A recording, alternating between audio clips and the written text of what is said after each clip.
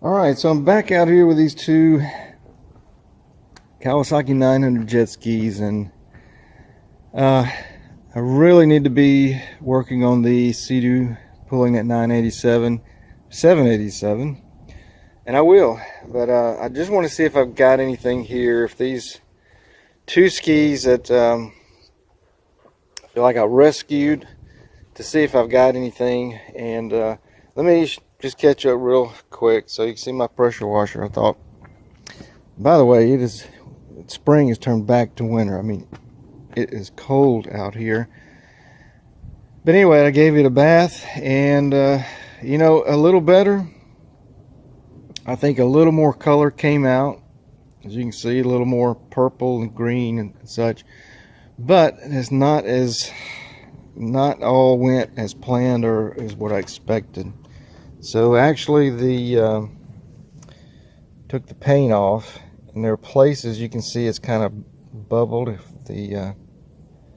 my phone camera is picking that up. Anyway, there we go. These were not here. As soon as I hit it with the pressure washer, it started flaking off, and it did that all along the bottom here. It did. I did take care of the. There was the glue residue. Took that off and helped a little bit with the old decal and the numbers, but I mean that will come right off. But anyway,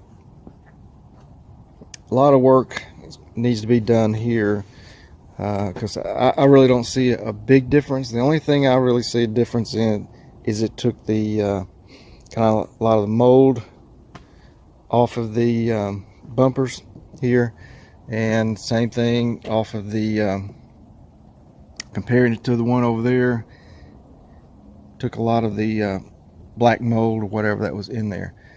So I went ahead and switched the seats. This is, let me back up here for a minute. Over there is the engine. Here is the empty hull. And what I did a little earlier, before I ever cleaned it up, all I was going to do was come out here and hit it and clean this up. But I want to show you something before we get back over here to this engine. Something I was really pleased about. So I got in here earlier and was actually going to pressure wash the hull out here, and at least start prepping it for the engine. And so I took the oil jug out, took its bracket to get to the ebox there. Now you can see the condition of the ebox. Let me pull it out.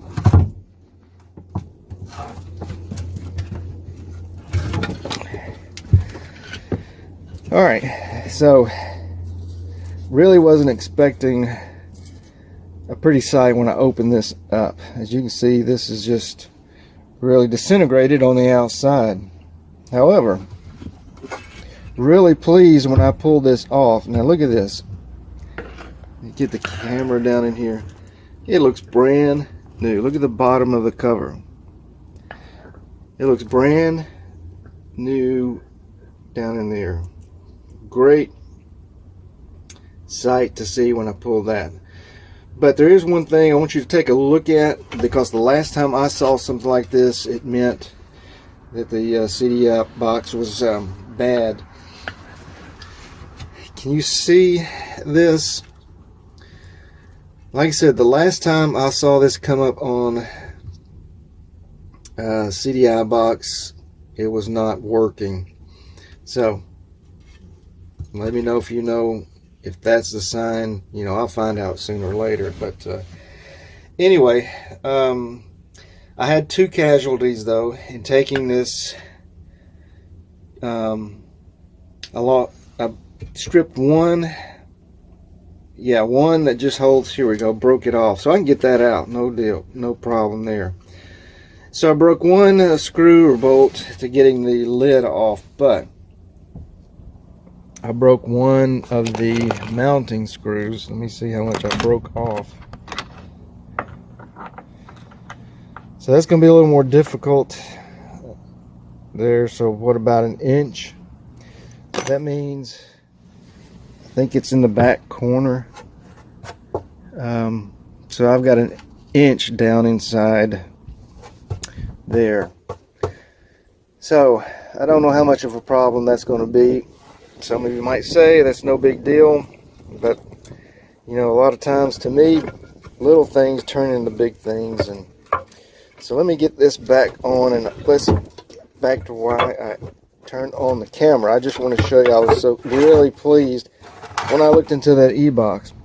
One other thing before we move on, this is locked up. I guess it's not surprising.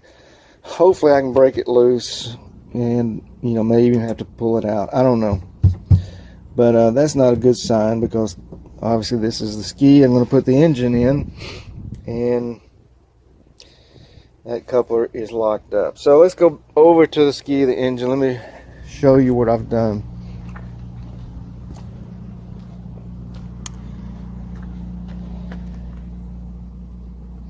Carbs are off, and spark plugs are out. I put some 2-stroke down there a little while ago, and let it sit a little bit. So what I'm going to do is go ahead and I brought my battery. You got to get my jumper cables, hook them up here, and just see if this engine will turn over. One thing over in that ski, everything, the hoses, everything was just, it was rotten. I mean, really everything in that hull over there practically is going to have to be replaced. I was fortunate when I took the plate off. You see how filthy that was. I think that showed up the other night. Fortunately, I was concerned about the bolts there being seized up, but they came out rather easy. So everything is good over here so far. Haven't twisted any bolts off, and obviously the engine is coming out, but I had a lot of the got my shop vac and sucked a lot of the residue of these that used to be rubber. And that's what had broken, disintegrated, and dropped all down into the carburetors. Carburetors are sitting over here.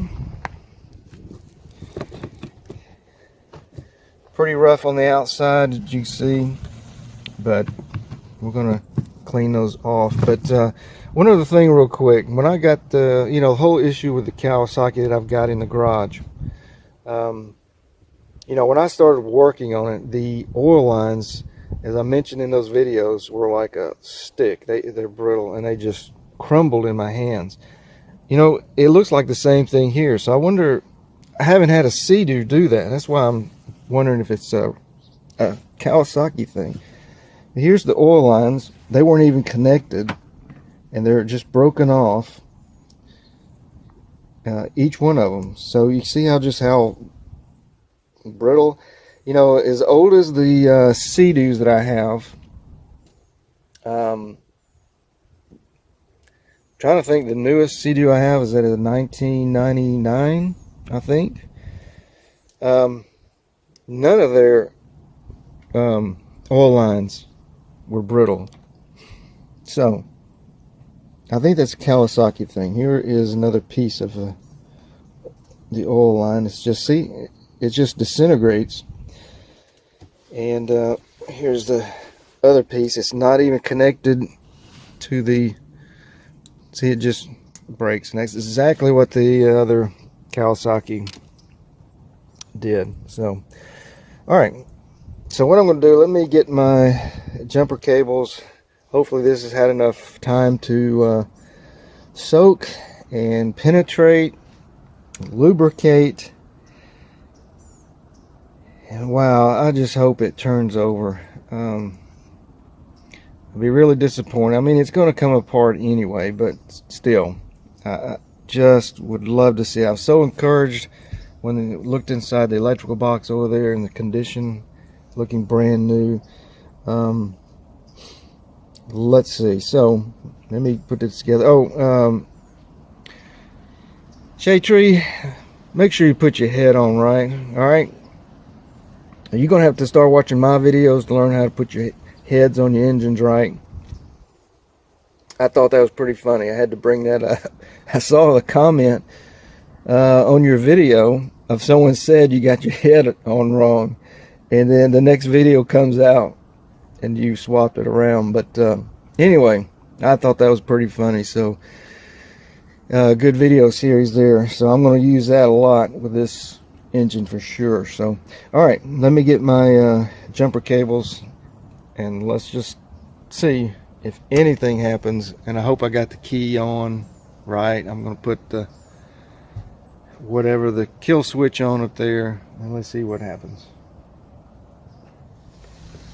Alright, so I'm hooked up here. Got it hooked up to my battery and cables here. Let's see what we get here.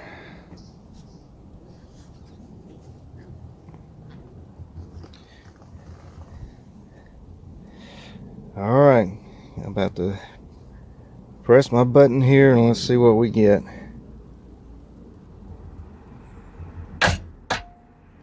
Well,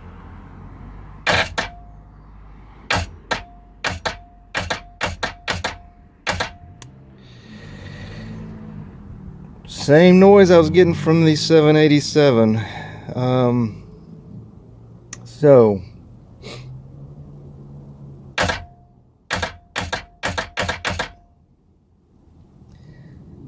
definitely, that's not the starter. I can feel the, well, lose my light here. I don't know if you can see it. I can feel, I'm leaning up against the ski and I can feel the engine actually kick a little bit. So the starter is trying. So that is the engine that's not turning over. So you know, I don't have anything to lose. It's getting dark.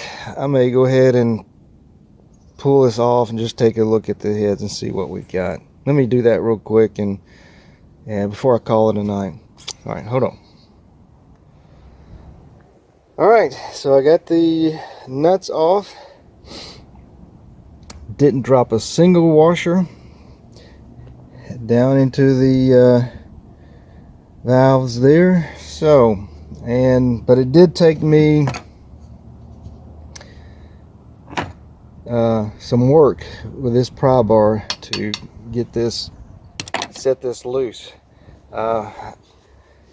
Took a few whacks on it with my rubber mallet, but I don't think that did anything. But finally broke it loose with the little pry bar. So I have not had these off. I just did this. We're going to look at them together,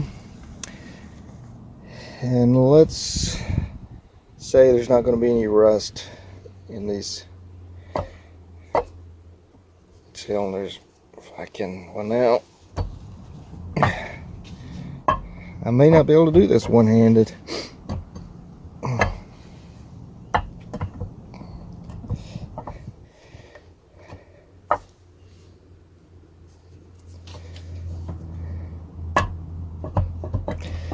Well, I guess not.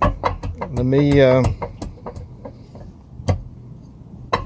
one more time here. Yeah, I'm going to have to set you down, and really don't have a place to set you down. I'm looking around, but if I mounted you just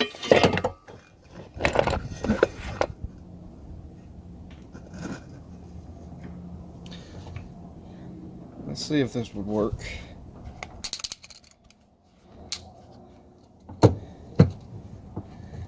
I doubt that light's gonna hang on.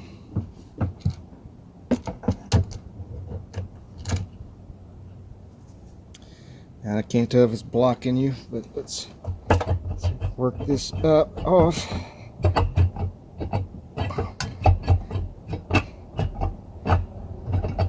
Come on.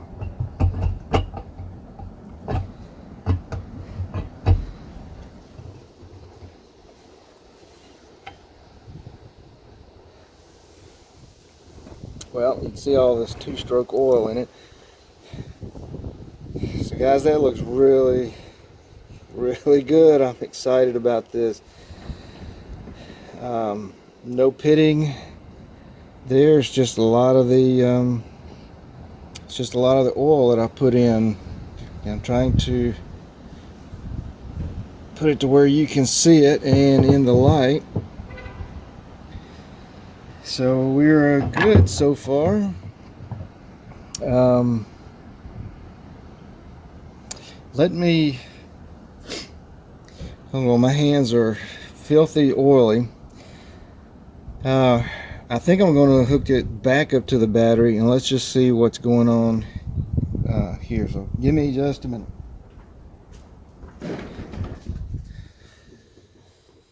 Alright, I'm going to grab the cables again. I've lost them and the neighbor's dogs are out.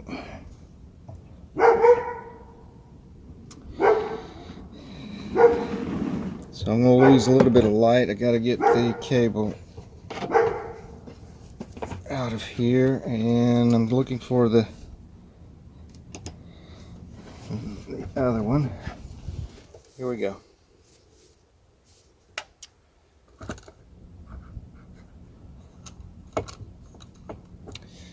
Well, I found a spot for you. Now I can't really,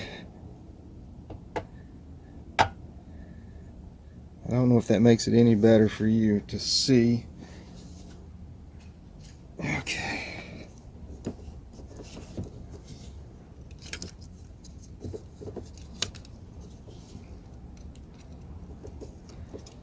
Whoa. Hooking it up to the wrong.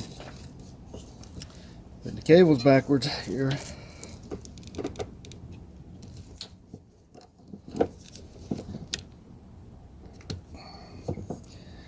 Alright, let me go ahead and pick you up here. And now let me bump it and let's see.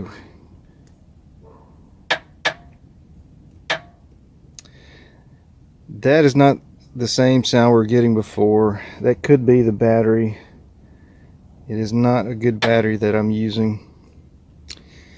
Man, everything. Let's you know, first of all, it doesn't look bad.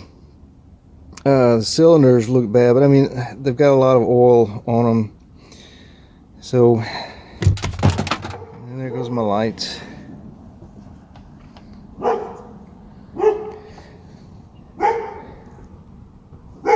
So I can't. Yeah, so, you know, we could have a bad crank. I can't budge the cylinders, but that doesn't mean anything at this moment. But yeah, it could be the battery. I think, like I said, that is not the same sound that I was getting before. Let me check the connections real quick here. Put you back in your place. It seemed to work pretty good, didn't it? And now that wants to fall.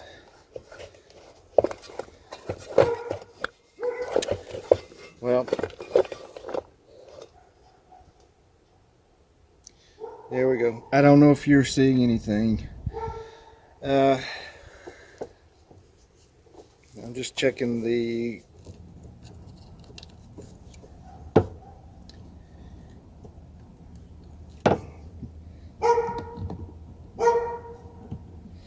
to make sure I got a good connection. Alright, so it must have been a bad connection. So you can see they're trying. So we are locked up. Well, I guess it doesn't matter anyway. The engine's coming out. Sure would have liked to seen the pistons freed up, but Anyway, maybe the two-stroke oil is, is hiding some stuff. You can see I put quite a bit. So well, all right guys, that is it. I'm gonna stop here. It's just about night again, and may not have a video out again on this for a little while. I gotta get back to work on the Sea-Doo 787, get that engine pulled, and see what's going on there. But anyway, I am going to stop here and on this, and pick up with this later. And I don't know when that'll be, but anyway, I appreciate you as always joining me, and hope you're enjoying